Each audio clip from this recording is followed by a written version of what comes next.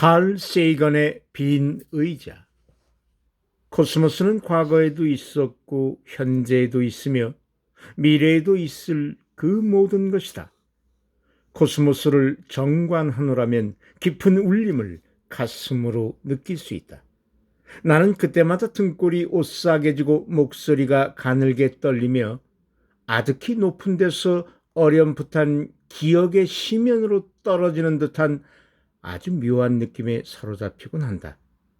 코스모스를 정관한다는 것이 미지 중 미지의 세계와 마주함이기 때문이다. 그러므로 그 울림, 그 느낌, 그 감정이야말로 인간이라면 그 누구나 하게 되는 당연한 반응이 아니고 무엇이겠는가.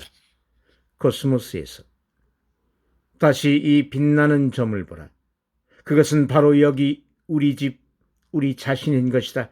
우리가 사랑하는 사람, 아는 사람, 소문으로 들었던 사람, 그 모든 사람은 그 위에 있거나 또는 있었던 것이다. 우리의 기쁨과 슬픔, 숭상되는 수천의 종교, 이데올로기, 경제이론, 사냥꾼과 약탈자, 영웅과 겁쟁이, 문명의 창조자와 파괴자, 왕과 농민, 서로 사랑하는 남녀, 어머니와 아버지, 앞날이 촉망되는 아이들, 발명가와 개척자, 윤리 도덕의 교사들, 부패한 정치가들, 슈퍼스타, 초인적 지도자, 성자와 죄인 등 인류 역사에서 그 모든 것의 총합이 여기에 이 햇빛 속에 떠도는 먼지와 같은 작은 천체에 살았던 것이다. 창백한 푸른 점에서. 날씨가 좋은 날이면 칼은 자연에 묻혀서 사색하며 글쓰기를 즐겼습니다.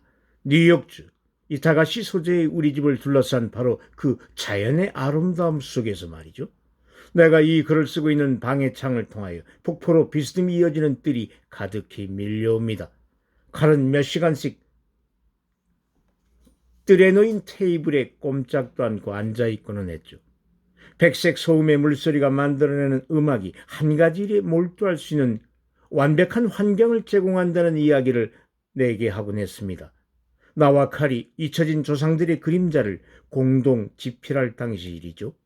컴퓨터에서 눈을 떼어 시선을 창밖으로 잠시 돌렸더니 덩치가 엄청나게 큰 사슴 한 마리가 칼의 어깨너머로 원고를 내려다보고 있었습니다.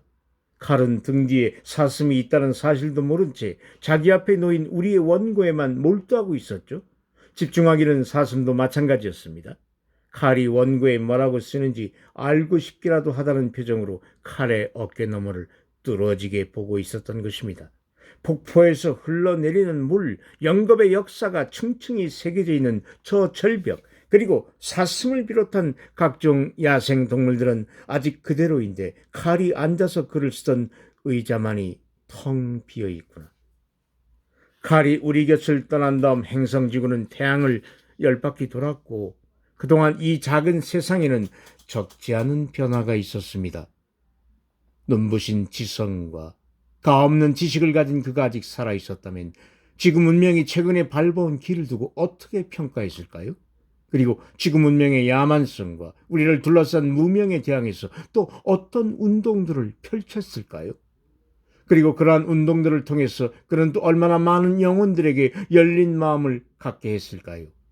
지난 10년 동안 나는 칼을 그리워했습니다. 그는 나의 사랑하는 가족이었고 함께 일을 하던 파트너였습니다. 전 세계를 상대로 과학기능과 우주개발의 필요성 그리고 이성적 사고와 민주주의를 외치던 그의 목소리를 나는 지금 가슴 시리도록 그리워합니다. 또 그가 관심을 가지고 있던 또 하나의 주제인 생태계 문제는 지난 10년의 세월 동안 아무도 거들떠보지 않은 상태로 방기돼 있었습니다. 나는 이 비극적 방치가 가져온 폐해가 아주 심각한 수준이라고 생각합니다. 그렇다고 해서 내가 이 문제에 선뜻 나설 수도 없는 실정이에요. 그건 내가 감히 넘볼 수 없는 칼의 위대성 때문입니다. 내가 앞에 나서서 그 대신 무엇을 하든 그간 20여 년 동안 그와 나누었던 깊은 대화에 근거한 추측에 불과합니다. 그렇지만 칼이 일생 동안 해온 말과 행동으로 미루어 봤을 때 그라면 이야기했을 게 당연하다고 생각되는 것들은 다른 것에 비해서 내가 좀 더 자신 있게 얘기할 수 있습니다. 행성학회가 최근에 이룩한 위협 같은 게 그 예일 것입니다. 그 중에서도 최초의 태양 도친 우리의 코스모스 1호를 우주에 진수한 업적이 특히 그렇습니다. 칼이 루 프리드먼을 향해 자신의 모자를 살짝 들어 올리면서 이 계획을 성공으로 이끌어준 그의 지도력에 감사를 표시하는 모습이 지금도 내 눈에 보이는 듯합니다. 칼은 2001년 9월 11일의 사건이 일어나기 5년 전에 이 세상을 떠났습니다. 그러나 그 전부터 그는 중동의 메카에서건 아메리카 대륙의 바이블 벨트에서건 점차 세를 얻어가는 종교 근본주의자들의 활동을 우리의 가치체계에 대한 중차대한 위협 요소로 간주하고 있었죠. 바로 지난 여름이었습니다. 전 부통령 엘 고어가 만든 지구온난화에 관한 영화 불편한 진실을 보면서 나는 칼이 지금 살아있다면 하버드에서 한때 가르친 적이 있고 또 오랫동안 친구였던 엘 고어를 무척 자랑스럽게 여겼을 것이라 생각합니다. 그 영화에서 엘은 자신의 사고체계에 남긴 칼의 역량을 수차례 피력했습니다. 칼에 져서 창백한 푸른 점의 화두를 자신의 기억에서 다시 떠올림으로써 그는 이 영화가 줄 수 있는 영성적 충격의 근간을 마련할 수 있었다고 했습니다. 마지막으로 병원에 가던 날 칼이 들고 왔던 서류 가방은 자물쇠가 채워진 채 1996년 12월의 상태 그대로 남아 있습니다. 그 가방은 하나의 타임 캡슐이었습니다. 그즈음 그가 하던 일과 칼에게 허락된 마지막 며칠의 유해에 대한 그의 생각이 그 가방 안에 간직되어 있었습니다. 나는 그 가방을 집으로 가져왔지만 어쩐지 내용물을 들춰볼 용기가 나질 않았습니다. 이 글을 쓰기 위해 자리에 앉자 바로 지금이 가방을 열고 안의 내용물을 들여다볼 좋은 기회라는 생각이 들었죠. 그럴듯한 숫자 조합을 몇 가지 시도해봤으나 모두 허사였습니다.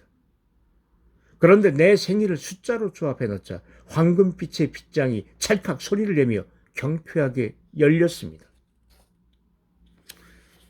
삶의 마지막 일주일을 맞으면서 칼은 어떻게든지 백악관 회의에 자신의 생각이 전달되도록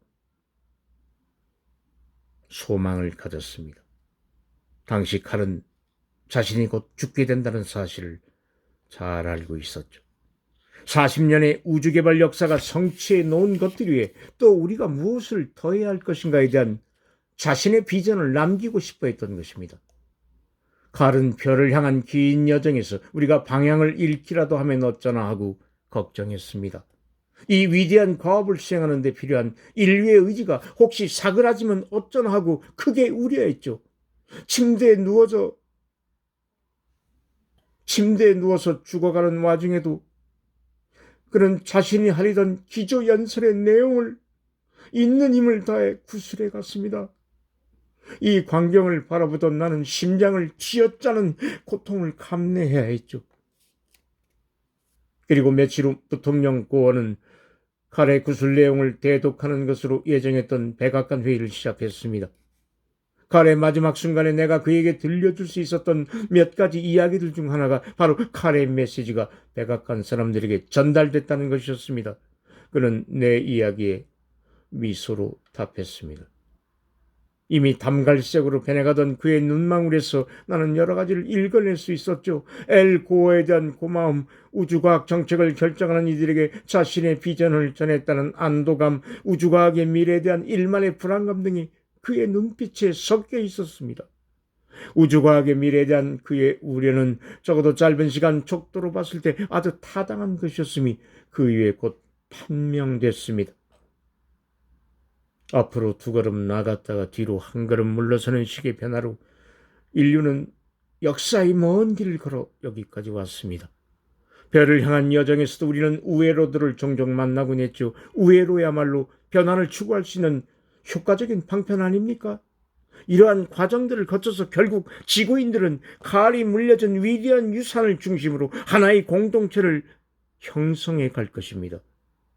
칼이 앉아있던 그 의자는 주인을 잃은 지 오래됐지만 그가 우리에게 전한 이상과 가치관은 여기 그대로 있습니다. 그가 가까우던 꿈틀마저,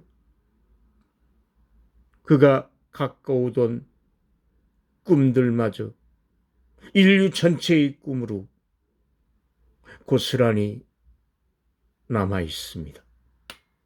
2006년 가을, 앤 드류안. 감사합니다.